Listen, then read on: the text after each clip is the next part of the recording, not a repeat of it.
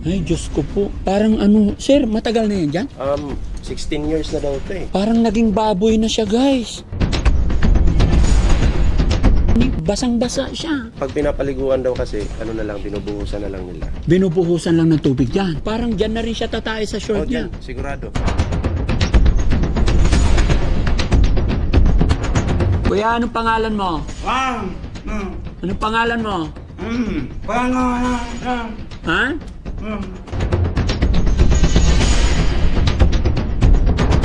Ay, parang naging baboy talaga, grabe. Ano yung kinakain niya? Plastic? Plastic? Minunguya niya yung plastic.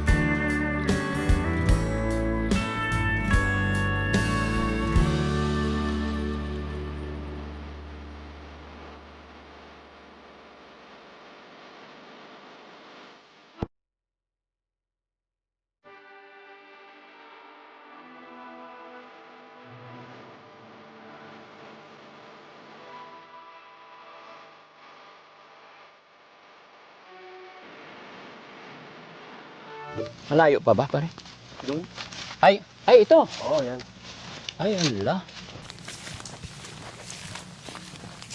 Nakakulong na talaga? Matagal na daw yan eh. Mga 16 years na daw. Ay, ala. Ano na nangyari?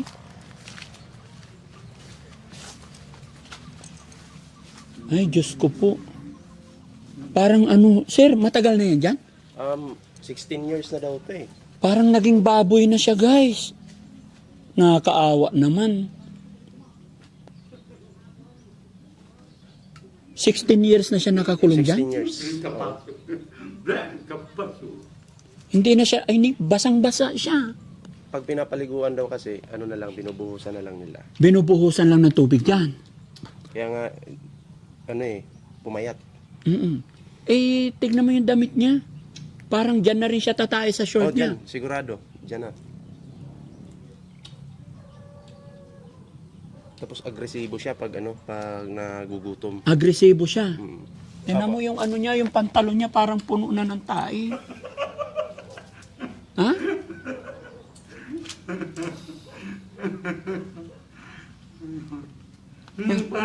Kuya, anong pangalan mo? Wang! Anong pangalan mo? Ha? Pangalan! Anong pangalan mo? Ha? Ay, pati yung mga buhok niya mahaba. Diyan na rin siya nakahiga, ano? Dyan na rin. Dyan na rin. Ay, parang naging baboy talaga, grabe. Ano yung kinakain niya? Plastic? Plastic? Minunguya niya yung plastic. Yung nasa ulo niya. Kung ano mga madampot niya dito. Yung pinaglalagyan ng pagkain yan. Yung pinaglalagyan ng pagkain, yung minunguya niya. Sa parang... yung ano niya, yung hair niya. Nananakit ba to? Noon daw nananakit pero iwan ko lang ngayon. So, 16 years na siyang ganyan. 16 years. O maaari nga kasi yung rehas nakalakalawang na. Ano pangalan niya? Di ko yung kamag-anak yung nakakaalam. Saan ang mga kamag-anak? Alam din. Malalayo sila rito? Magkalapit lang kami dito sa ano, sa Pero kawawa naman, ginawa na parang na siyang baboy. Kuya, ano pangalan mo? Tanggalin mo yung plastic na kinakain mo. Tanggalin mo muna yung plastic. Tapon mo, tapon mo. Ha? Tapon mo yung plastic. Tapon mo muna yung plastic. Tapon mo. Hindi, yun nasa bibig mo. Hindi pagkain yan. Plastic yan. Ano? Akin na. Yung plastic, tapon mo. Palit tayo, palit.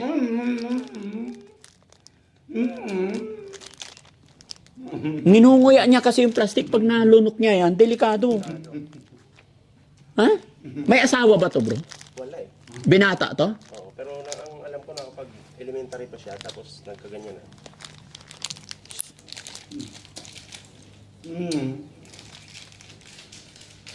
Oo, tinapon niya yung plastic.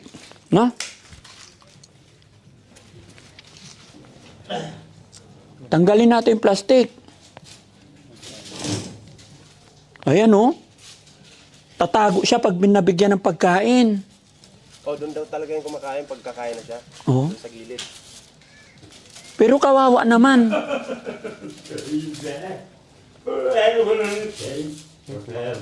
Ha? Kumakanta siya, oh. Dapat tinatanggal yung plastic, baka pag gutom na gutom, nilulunok na niya. Pag binuksan to, pare, tatakas yan? Wala rin akong idea kasi yung nakakaalam talaga yun, yung ano eh, yung... Ay, nagtatago siya. Ayan guys, mga kababayan, mga kabarangay, no? Nakakaawa kalagayan ng ating kapatid dito. Tumayo yung balahibo ko nung nakita ko eh, kasi parang baboy talaga ang nangyari. Wala nang bihisan. Diyos ko po, nakakandado eh, no? Ha? Puro tae na yan eh. Hawakan mo nga to. Puro tae. Tsaka ano, kaya hindi nabibihisan kasi inilayo na sa ano. Yun. So yun mga kababayan, mga kabarangay, no? Magandang umaga po sa atin lahat. Nag-message po sa atin si Ballpoint Man. Kaibigan natin actually, kumpare ko din po siya mga kababayan. Napapanood niya po yung mga tao na nire-rescue natin. Kaya siya po yung naging tulay para matuntun natin tong kapatid natin na nasa kulungan na nagmistulang baboy na siya mga kababayan. Dahil nakapantalon pa siya, dapat short na lang. Dapat short kasi pag dumumi, Para madaling matapos. Pero yung pantalon mahaba, naiipon yan. Naiipon na eh. Baka nagkaali-alipungan. Tingnan mo para yung puwet niya. Di ba? Parang puno na. Puno na. Tapos, Kasi yung mga yellow-yellow na yan, dumi niya yan. dumi yan. Nakakaawa talaga. Pati yung kamay niya madumi. So, nakakain na rin niya. Nakakain. Pati yung dumi talaga. Kaya kailangan dito, kung lilinisin to, may ano talaga, yung spray talaga. High pressure. Yung buhos-buhos lang. Pero andito ang mga kamag-anak. Nandyan lang yung kamag-anak. Pwede natin kausapin after. Tapon mo na yung plastic. Bigyan pa kita. Tapon mo yung plastic. Tapon mo. Tapon mo. Sige, ilapag mo. Tapon mo. Ayan. Dito ka lang, dito ka lang. Ako si Daddy Frankie. Kuya, kaibigan mo, dito ka lang. Tignan nyo guys yung damit niya. Talagang nagtutong-tutong na. Ay, mahaba yung hair niya guys. Hanggang likod yung hair niya. Kuhaan natin na maraming tubig to. May poso dito maigi ba? Meron dyan. Meron dyan May poso. sa bahay ng kanyang kapatid. Gawin natin mga kababayan, no? Hindi ko alam kung anong behavior nito, pero sabi nila, marahas Pag gutom. Hindi naman kasi nila ito ikukulong mga kababayan kung ito'y hindi malikot. Kaya nila kinulong ito. Kaya hindi tayo pwedeng magpakampante. Pero naawa ako mga kababayan, unang kita ko lang talagang tumayo yung balahibo ko. Kaya gawa natin ang paraan na malinis siya.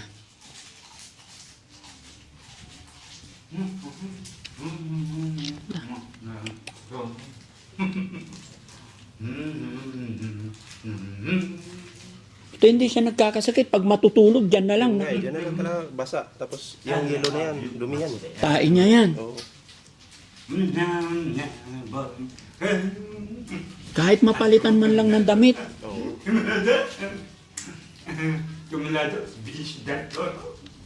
Ano pangalan mo, kuya? Hindi ko alam. Oliver! Oliver. Juan, Ay. Oliver. Oh. Kuya Oliver.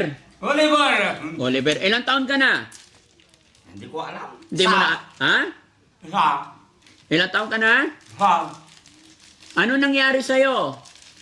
Ano ko? Ano ko? Ano ko? Ano nangyari sa'yo, Kuya Oliver?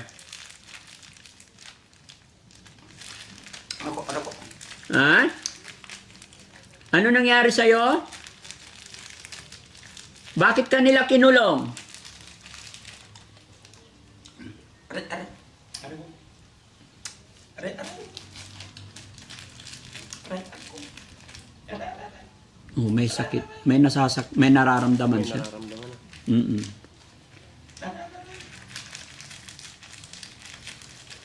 Kuya Oliver, anong nangyari sa'yo? Anong masakit?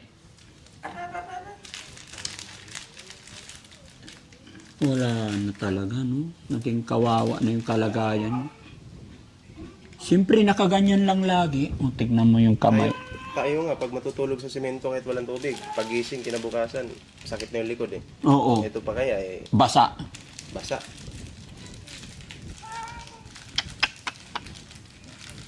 Ba't ganun? Mga ilan sila magkakapatid pa rin? May idea ka? Wala eh, pero isa lang yung nakilala kong kapatid dyan. Yung nakakilala talaga dyan, yung asawa ko talaga. Ay, yung asawa Kasi mo. barkada daw nila to noon.